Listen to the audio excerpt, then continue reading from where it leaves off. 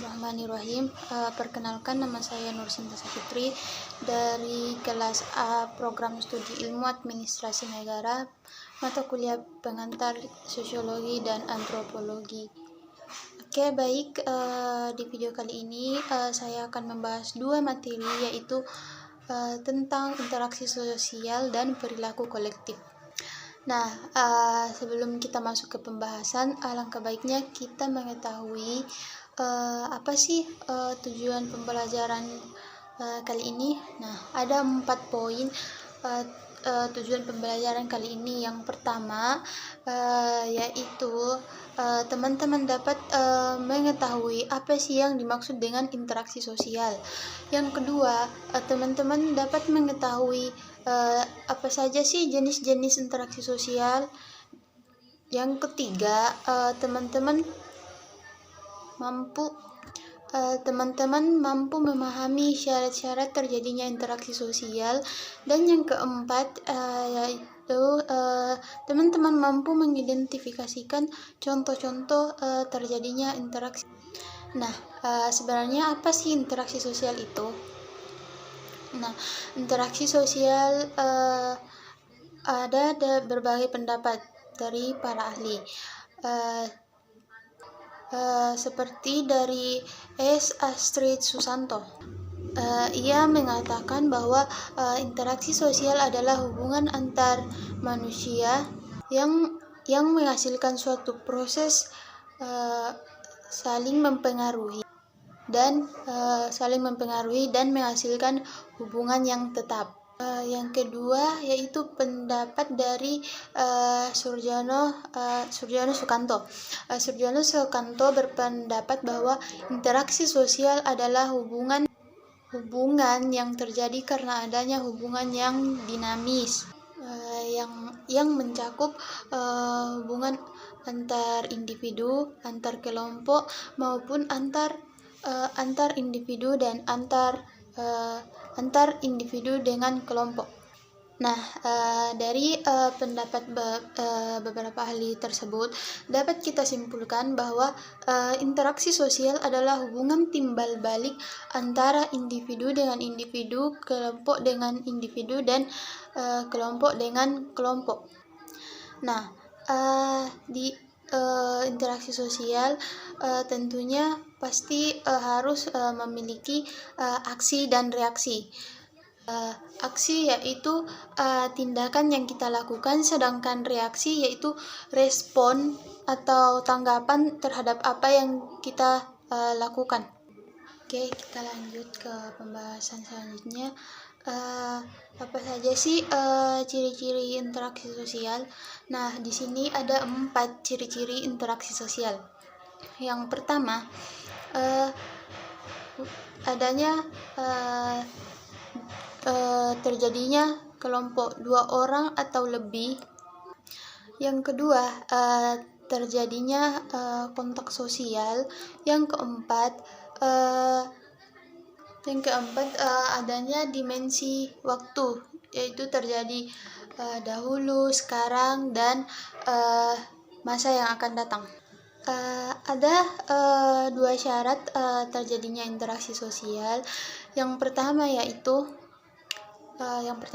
kontak sosial.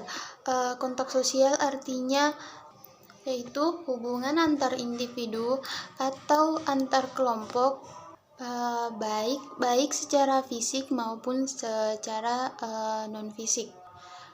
Ada beberapa syarat. Ada beberapa jenis kontak sosial, itu berdasarkan cara.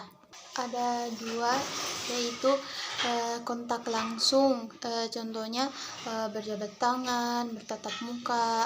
Yang kedua, kontak secara tidak langsung seperti melalui media, televisi, radio, handphone, dan media-media lainnya. Jenis kontak sosial berdasarkan bentuk. Ada kontak positif dan ada kontak negatif. Nah, di sini yang dimaksud dengan kontak positif yaitu kerjasama, seperti contohnya penjual di pasar yang melayani pembeli secara sopan. Nah, yang kedua yaitu kontak negatif, yaitu pertentangan atau konflik seperti perang antara Israel dan Palestina.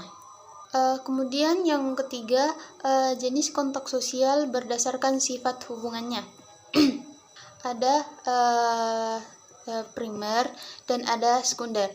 Nah, primer di sini contoh secara langsung, contohnya berjabat tangan, tatap muka. Nah, sekunder contohnya melalui media perantara. Nah, syarat interaksi yang kedua yaitu komunikasi. Komunikasi artinya proses penyampaian pesan kepada orang lain. Ada beberapa unsur dari syarat terjadinya interaksi sosial yaitu komunikasi, antara lain yang pertama yaitu komunikator atau orang yang memberikan pesan. Yang kedua, komunikan, orang yang mendapat pesan. Yang ketiga, pesan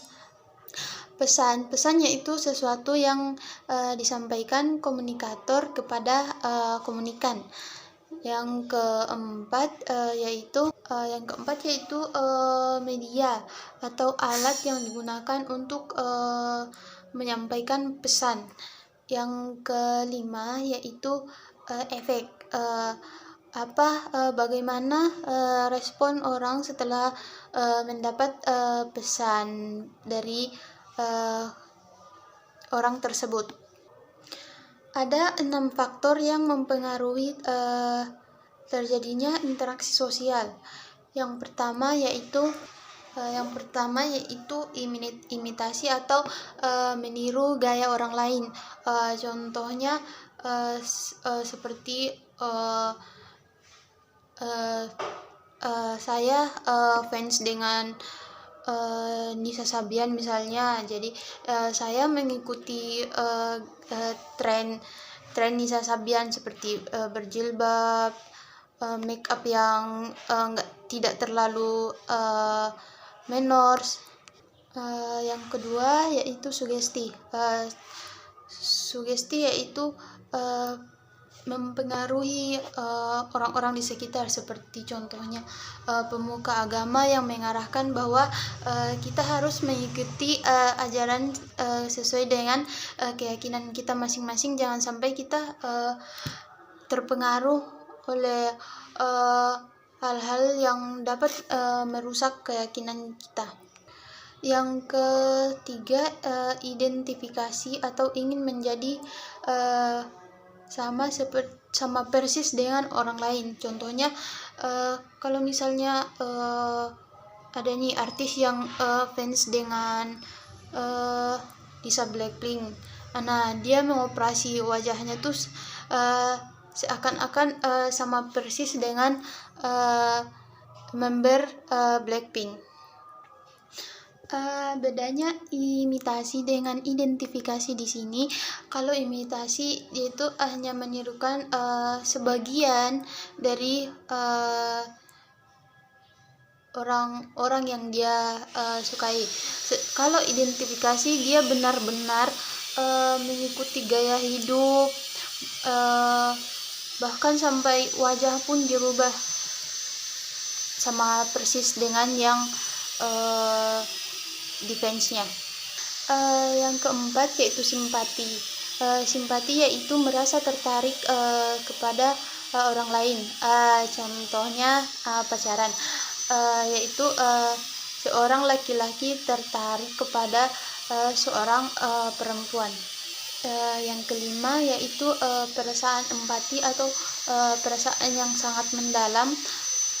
Dan yang terakhir atau yang keenam yaitu motivasi atau dorongan. seperti contohnya seorang ibu menasihati anaknya untuk menjadi lebih baik dengan cara memberikan contoh-contoh yang baik pula. Seperti contohnya ibu berkata begini, kamu harus menjadi seperti si A agar bisa menjadi lebih baik lagi.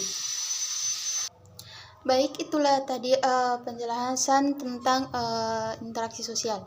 Kita masuk ke materi yang kedua, yaitu tentang perilaku kolektif. Nah, apa sih sebenarnya perilaku kolektif itu?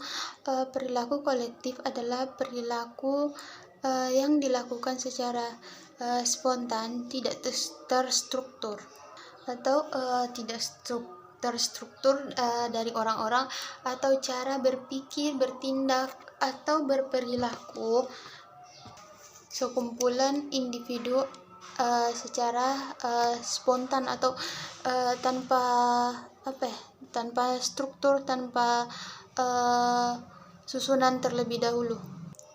Menurut Bruce J. Cohan tahun 1992,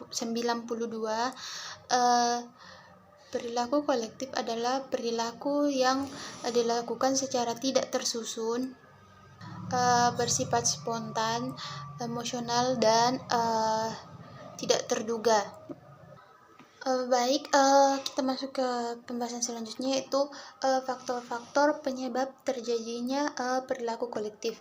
Yang pertama yaitu kebersamaan, yang kedua penularan sosial, yang ketiga